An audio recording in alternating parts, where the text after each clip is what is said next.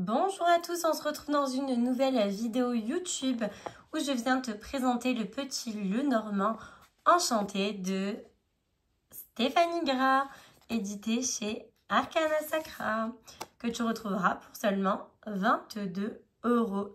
Allez, c'est parti, on va découvrir l'univers enchanté de Stéphanie via le petit Lenormand. J'aime beaucoup les illustrations comme ça. On voit que c'est fait main, géré à la peinture au feutre, etc. J'aime beaucoup. On va laisser la petite clé ici. Le petit renard et la poupoule. Trop mignon. On dirait un peu les illustrations comme Célia Mélésville elle fait.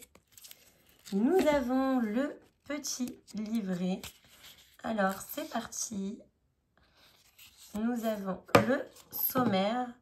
Donc, nous retrouverons dans ce livret les méthodes de lecture, des idées de tirage, notamment la roue astrologique et le grand tableau, ainsi que la signification des cartes. Le papier est un peu glacé et tout est coloré, ok? Alors, c'est parti. Par exemple, ici, pour les nuages, qui est représenté aussi par le roi de trèfle, nous avons des mots-clés, l'interprétation générale, la temporalité et l'interprétation spirituelle, et ceci pour toutes les cartes. Franchement, il est très mignon et très bien illustré. Moi, j'aime beaucoup tout ce qui est fait main. Et à la fin, nous avons les autres oracles de Stéphanie. Vous pouvez aussi prendre des notes. Hop. Ok. Ensuite, bon, je sais que ça fait un moment que je vous ai peut-être pas présenté de vidéos, etc., d'oracles, de jeux, de livres. Mais c'est vrai que je suis en plein travaux déménagement. Du coup, j'ai vraiment moins de temps. Mais là, je prends un petit moment pour vous présenter, du coup, ce deck. Alors, voici le dos avec la lune, l'oiseau, les fleurs, vraiment les astres, on dirait le ciel. Il est très joli. Il fait penser vraiment à la galaxie. Alors, nous avons le cavalier. Il est vraiment très bien fait, hein. Franchement. Le trèfle, avec la petite coccinelle et le papillon. Le vaisseau. La maison. L'arbre. Les nuages. Le serpent.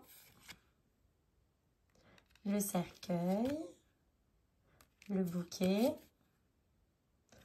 La faux. La verge. Les oiseaux, l'enfant, le renard, l'ours. Ils sont vraiment belles les illustrations. L'étoile, la cigogne, magnifique. Le chien, c'est vraiment trop beau. Et en plus, vous voyez, dans chaque illustration, on retrouve la symbolique, par exemple là, du 10 de cœur, etc. Le 6 de pique, vous voyez, il y a toujours... c'est trop bien fait, franchement. Il y a même des éléments. Il y a vraiment plein de petits détails riches dans chaque illustration. Le mont. Ouais, c'est trop bien fait, franchement. Reine de carreau, la souris, le cœur, l'anneau, le livre, la lettre, le monsieur, la dame. Et il y a toujours les éléments, j'aime beaucoup. Le roi de pique. C'est trop bien fait, franchement. Waouh, il est très très beau.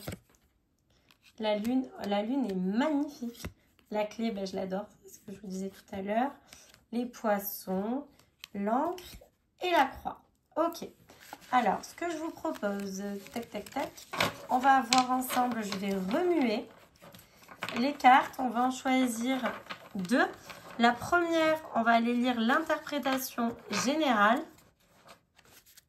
Non, la première, on va voir un peu les mots-clés. La deuxième, l'interprétation générale. La troisième, l'interprétation spirituelle. Ok?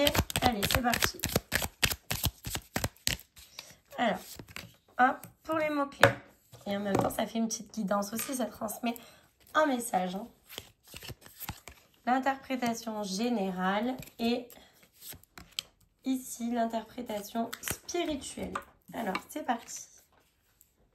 Nous avons ici la Vierge et le Fouet. Alors, on va aller voir son interprétation. Parce que moi, c'est ça que j'aime bien quand je vous montre. C'est pas forcément de vous donner mon interprétation, mais celle de l'auteur. Pour voir un petit peu qu'est-ce que... voilà. Qu'est-ce que l'auteur a voulu transmettre. Alors, nous avons en mot-clé les tensions, la sexualité ou les conflits. Ici. Ok. Donc, c'est vraiment une carte qui vient nous parler de tension, ce qui est réel, de conflit et également de sexualité, bien sûr, avec le fouet qui peut représenter une part un peu plus osée dans notre sexualité. En tout cas, l'image est vraiment très, très belle. Vous voyez, il y a deux personnes qui sont dos à dos, qui ont... Mince, vous voyez pas quoi je veux dire. Qu'ils ont l'air dos à dos, exténués, ras-le-bol, dépressifs, déçus. En tout cas, elles ont une distance avec forcément cette verge, cette tension qui s'est créée entre eux. En tout cas, la tension est palpable ici. Ok, la deuxième, nous avons dit l'interprétation générale. Et nous avons l'arbre, et vous voyez, 7 de cœur avec les petits cœurs, ainsi que l'élément associé. Franchement, j'aime beaucoup les dessins. Enfin, on voit que c'est poussé, vous voyez, c'est pas simple. C'est vraiment bien. Alors, l'arbre, alors, je vais vous lire du coup l'interprétation de Stéphanie. C'est vraiment le but ici. Alors, l'arbre incarne la force et le besoin de prendre soin de soi. Les épreuves et les agressions extérieures peuvent ébranler l'équilibre d'une vie. Cette carte représente, en ce sens, cette force morale nécessaire et cette énergie afin de préserver votre équilibre. Ouais, besoin d'équilibre. Cette carte indique qu'il faut prendre conscience de sa santé et de son bien-être. Elle est tel un témoin pour se prendre en main et faire acte de repos ou de guérison. Si le besoin se présente, symbole de patience, l'arbre conseille de se ressourcer, de se régénérer et de s'oxygéner en pleine nature. Ainsi, la méditation et l'ancrage sont deux précieux outils pour se renouveler.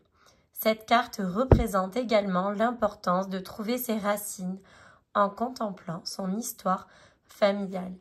Et il est vrai qu'un arbre qui est en mauvaise santé, on va le voir par ses feuilles, ses branches, son tronc.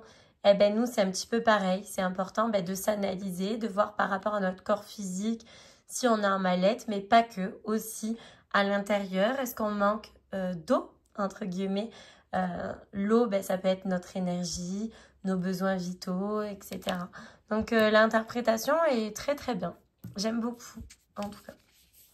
Et ensuite, l'interprétation spirituelle de la tour. Aïe, aïe, aïe. On a eu des cartes quand même qui piquent, d'avoir des énergies un petit peu en ce moment. C'est la rentrée, mais en même temps, c'est ça.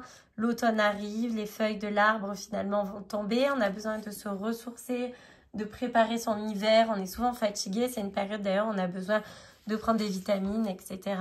en général. Alors, c'est parti pour la tour en interprétation spirituelle d'après Stéphanie.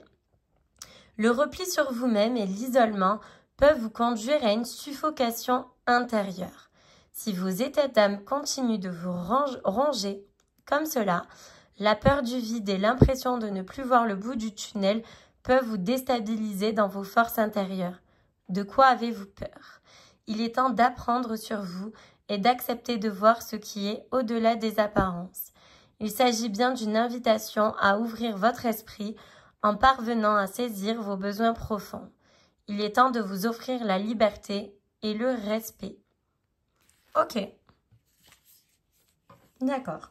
Donc ça, c'était vraiment l'interprétation spirituelle, du coup, de Stéphanie.